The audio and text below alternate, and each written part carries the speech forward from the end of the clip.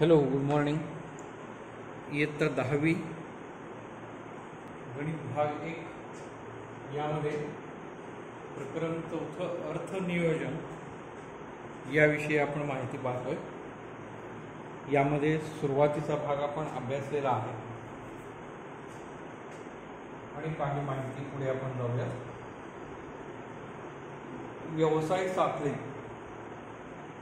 व्यवसाय साखळीतील GSTची आकारणी म्हणजे गुड्स सर्व्हिस टॅक्स वस्तू सेवा कर याची आकारणी कशी केली जाते याविषयीची माहिती आपण आज इथे पाहणार आहोत.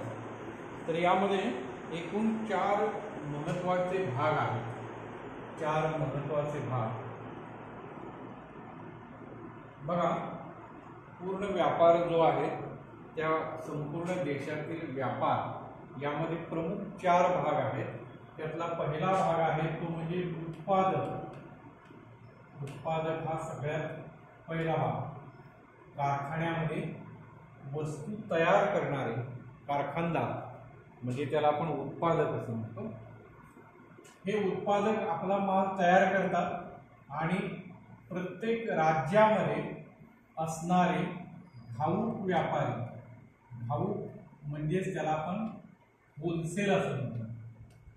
घाऊक व्यापारी जे लोक आहेत त्या व्यापाऱ्यांना आपला माल देतात. त्यालाच आपण दुसरं नाव अजून वितरक असं पण आहे. वितरक असंही म्हणजे उदाहरणार्थ देशाच्या एका राज्यामध्ये एखादं उत्पादन आहे. महाराष्ट्राच्या सुद्धा मुंबईमध्ये एक उत्पादन तयार झालं तर हे मुंबईमध्ये तयार झालेलं उत्पादकाचं उत्पन्न किंवा उत्पादन भारतातील प्रत्येक राज्यात पाठवलं जातं. प्रत्येक राज्यात एक मोठा किंवा त्यापेक्षा जास्त मोठे घाऊक असे व्यापारी असतात की जे प्रचंड मोठ्या प्रमाणात मालाची खरेदी करतात. आणि मग या घाऊक व्यापाऱ्यानंतर त्यांच्याकडे किरकोळ व्यापारी राहतात. किरकोळ व्यापारी उदाहरणार्थ मुंबईत तयार झालेला माल वेगवेगळ्या जिल्ह्यामध्ये पाठवला. उदाहरणार्थ रत्नागिरी जिल्ह्यामध्ये आला, तिथे घाऊक व्यापारी असेल आणि मग किरकोळ व्यापारी रत्नागिरीमध्ये जाऊन या घाऊक व्यापाऱ्याकडून माल आणतील आणि मग हे व्यापारी शेवटचा टप्पा म्हणजे ग्राहकाला ते देतील. म्हणजे पूर्ण या साखळीमध्ये हे 4 प्रमुख घटक आहेत. सगळ्यात पहिला निर्माता, त्यालाच आपण उत्पादक असं म्हणतो. घाऊक व्यापारी, होलसेल व्यापारी, त्यानंतर रिटेलर बघा, होलसेलर, रिटेल,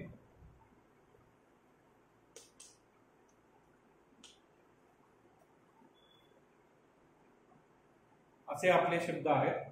तर हे 4 एकूण घटक यांच्याशी साखळी बनून माल तयार देशात होतो आणि अशा या 4 टप्प्यातून मग ग्राहकाच्या घरी तो माल मिळत असतो. मग अशा प्रकारच्या या पद्धतीत किंवा प्रोसेसमध्ये आपल्याला कराचा अभ्यास करायचा आहे. याच्यावर जो GST आकारला जातो त्याचं स्वरूप नक्की कसं असेल, कोणत्या पद्धतीने त्याची मांडणी केली जाते, प्रत्येकाला कशा रीतीने त्याचं विभाजन केलं जातं याविषयी माहिती पाहणार आहोत. म्हणजेच उत्पादक काय करतो, घाऊक व्यापाऱ्याला आपला माल देतो, घाऊक व्यापारी किरकोळ व्यापाऱ्याला माल देतो आणि किरकोळ व्यापारी ग्राहकाला आपला माल देतो. अशा प्रकारची ही साखळी आहे. आता परत याच्यामध्ये जर आपण विचार केला, एक उदाहरण इथे पुस्तकामध्ये दिलेलं आहे घड्याळाचं. एक कंपनी घड्याळाची निर्मिती करते आणि उत्पादक घड्याळ 200 रुपये किमतीला या घाऊक व्यापाऱ्याला देतो. 200 रुपये किमतीला घाऊक व्यापारी याच्याकडून 200 रुपयाला घेतो. परत या घाऊक व्यापाऱ्याकडे हा किरकोळ व्यापारी येतो आणि तो हे घड्याळ 300 रुपयाला घेतो. 300 रुपयाला घेतो. या किरकोळ व्यापाऱ्याकडे ग्राहक येतो आणि तो हे घड्याळ 400 रुपयाला घेतो. आता घेतो म्हणजेच त्या पद्धतीने विक्री केली जाते. हा ग्राहक याला 400 रुपये देतो. हा किरकोळ व्यापारी होलसेलरला 300 रुपये देतो आणि होलसेलर या उत्पादकाला 200 रुपये देतो. या प्रकारे या वस्तूची किंमत वेगवेगळ्या टप्प्यात बदलती असते. अगदी तयार करणाऱ्याला कमी किंमत आणि त्यानंतर प्रत्येकाने आपला नफा आणि त्यावर आकारलेला कर याचा हिशोब करून त्याच्या प्रमाणात रक्कम बदलती राहते, वाढत राहते. मग आता एकूण या ठिकाणी पावत्या किती तयार होणार आहेत बघा. माल इथे तयार झालाय आणि यानं याला माल विकलाय. मग माल विकताना हा जो व्यापारी आहे याला पैसे देईल आणि त्याचं बिल घेईल. म्हणजे ही आहे सगळ्यात पहिली पायरी. इथे पहिली पावती, त्याला आपण करबीजक असं म्हणतो. करबीजक पहिल्या टप्प्यावर तयार होणार करबीजक. करबीजक म्हणजे पावती. हा उत्पादक या भाऊ व्यापाऱ्याला पावती तयार करून देईल. साहजिकच आहे, आपण कुठलीही वस्तू बाजारातून खरेदी करतो म्हणजे पावती घेतोच. तर हा एक भाग झाला. परत जेव्हा हा किरकोळ व्यापारी इकडे याच्याकडे येईल तेव्हा दुसरी पावती तयार होणार आहे. म्हणून त्याला आपण दुसरे करबीजक असं म्हणणार. या व्यापाऱ्याला हा व्यापारी पावती देईल. आणि परत जेव्हा ग्राहक या किरकोळ व्यापाऱ्याकडे जाईल तेव्हा जेव्हा वस्तू विकत घेईल तेव्हा तिथे तिसरी पावती तयार होईल. त्याला आपण तिसरे करबीजक असं म्हणतो.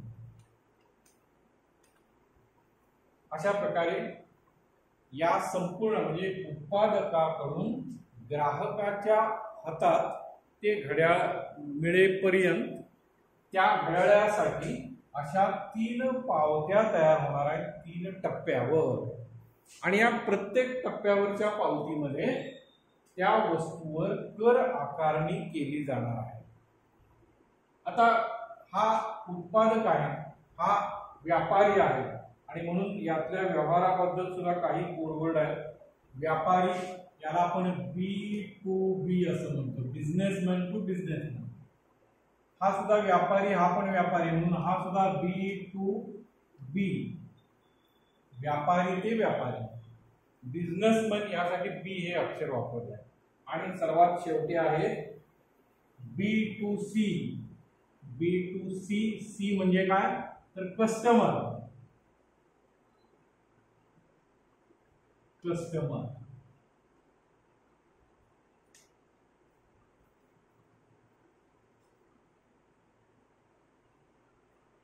कस्टमर म्हणजे ग्राहक.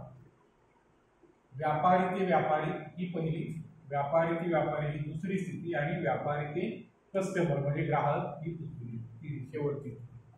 आता आपण या ठिकाणी या प्रत्येक टप्प्यावर करबीजक म्हणजे पावती कशी तयार होणार आहे याबद्दलची माहिती आपण अभ्यासणार आहोत.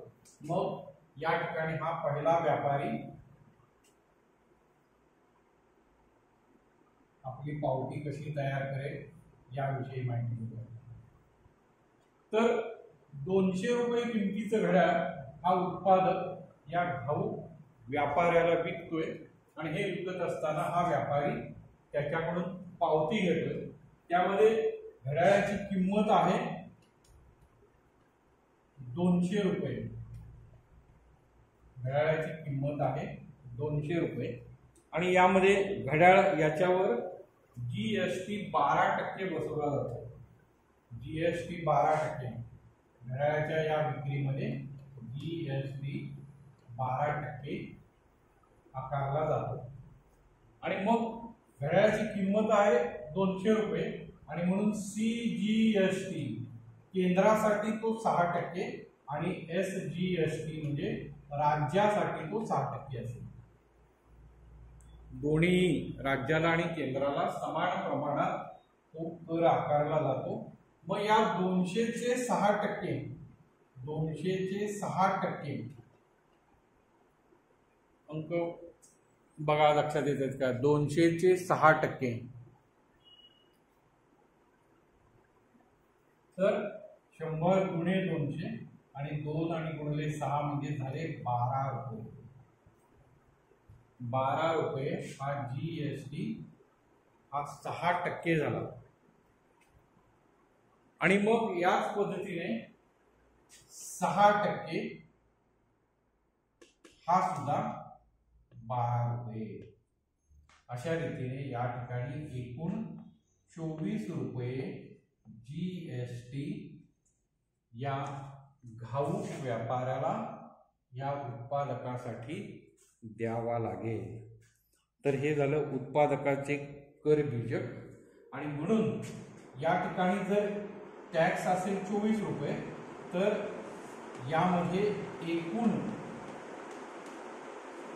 हा जो वितरक आहे त्या वितरकाला हा उत्पादक पावती कशी देणार आहे, तर 200 अधिक 24 म्हणजेच 224 रुपये, 224 रुपयांची पावती हा तो कोण देणार आहे?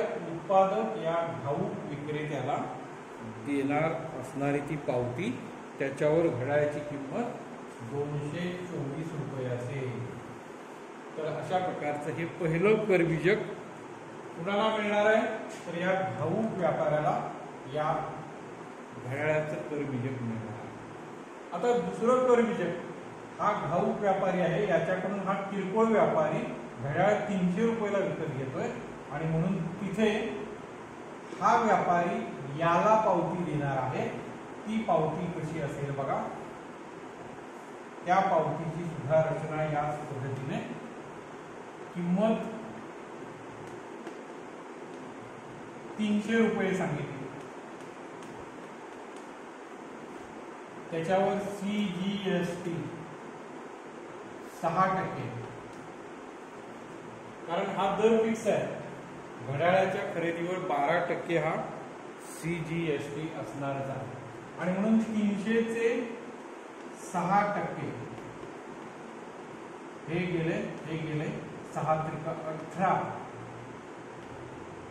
18 रुपये. यामध्ये 6%ने तिथे त्याला कर बसेल. आणि मग SGST तेवढाच असेल 6%, आणि तोही 18 रुपयेच असेल. म्हणजे एकूण कर इथे 36 रुपये बसेल कुणाला? किरकोळ व्यापाऱ्याला. आणि म्हणून त्याची जी पावती असेल त्या पावतीवर किंमत, एकूण रक्कम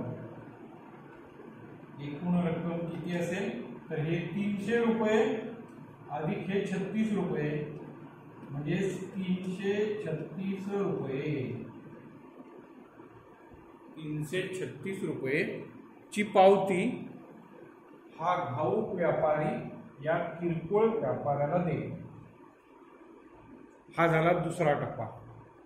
आणि मग तिसरा टप्पा म्हणजे ग्राहकाला हा किरकोळ व्यापारी पावती देणार आहे, की तिसरं करबीजक ते सुद्धा या प्रकारे येईल. यामध्ये किंमत 400 रुपये, 400 मध्ये CGST 400चे 6%, बघा CGST 6% आहे. 400चे 6% म्हणजे हे झाले 4 7 24 रुपये. आणि मग SGST ते सुद्धा 6% म्हणजेच 24 रुपये. म्हणजे इथे या ग्राहकाला, या किरकोळ व्यापाऱ्याला 48 रुपये कर द्यावा लागेल. एकूण GST बघा हा आहे GST.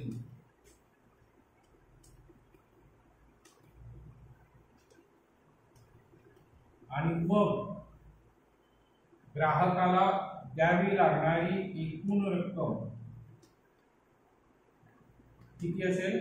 400 रुपये किंमत अधिक त्यावरचा असणारा GST 48, म्हणजे 448 रुपयाला हा ग्राहक ती वस्तू खरेदी करणार आहे. ग्राहकाला द्यावी लागणारी रक्कम 448 रुपये. मग अशा प्रकारे उत्पादकापासून ते ग्राहकाच्या हातात घड्याळ पडेपर्यंत त्याची किंमत 448 रुपये होते. तर ह्या 3 पावत्या त्या वस्तू संदर्भात तयार होणार आहेत. आणि मग आपण जर विचार केला तर हा जो होलसेलर आहे तो या उत्पादकाला 24 रुपये कर देतोय. हा किरकोळ व्यापारी या घाऊक व्यापाऱ्याला 36 मधून 24 वजा करता जेवढे असतील ते म्हणजे 12 रुपये कर देतोय. आणि हा मात्र ग्राहक जेवढे बसते तेवढेच, म्हणजे साधारणपणे 48 रुपये कर देतो. या पद्धतीने जर आपण विचार केला तर हा एक प्रकारे संपूर्ण व्यवहारामध्ये हा जो ग्राहक आहे या ग्राहकालाच सर्वात जास्त किंवा त्या घड्याळावरचा टॅक्स द्यावा लागतो. या ठिकाणी हे दोघं जे टॅक्स भरणार आहेत तो भरलेला टॅक्स या ग्राहकाच्या खिशातलाच असेल. हे यातलं फार महत्वाचं वाक्य आहे. तर एकूण बसलेला कर 48 रुपये, त्याचा जर आपण विचार केला तर 48 रुपये ग्राहक देतो. तर त्या 48 मधले हा 36 रुपये आणि परत हा 24 रुपये अशा रीतीने त्या कराची वाटणी होते.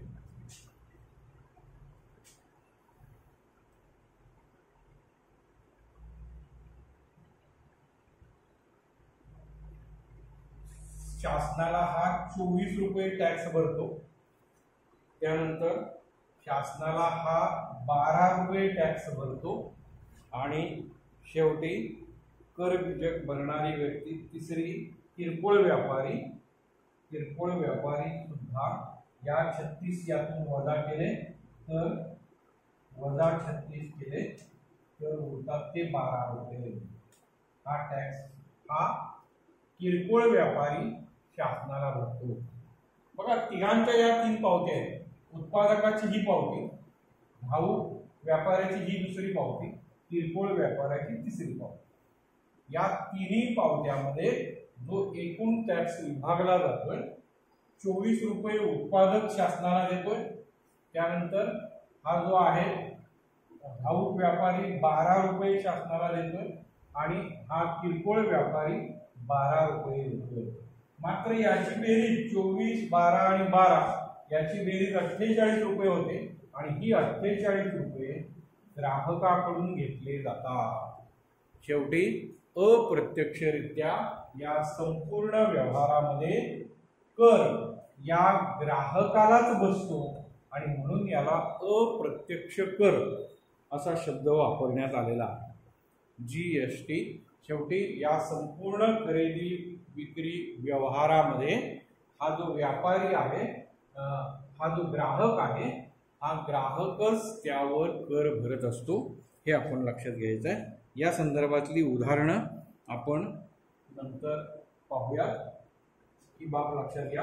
हे जे 24 रुपये आहेत ते असे वाटलेले आहेत, ते लक्षात घ्या. 12 राज्याला 12 केंद्र, 12 केंद्राला 12 राज्याला. इथे 12 रुपये आहेत तर 6 केंद्राला 6 राज्याला. इथे 12 रुपये असतील तर हे 6 आणि हे 6. या पद्धतीने ही वाटणी असेल. याची योग्य पद्धतीने वाचन करा. पान नंबर 88-89 वर ही कृती आहे.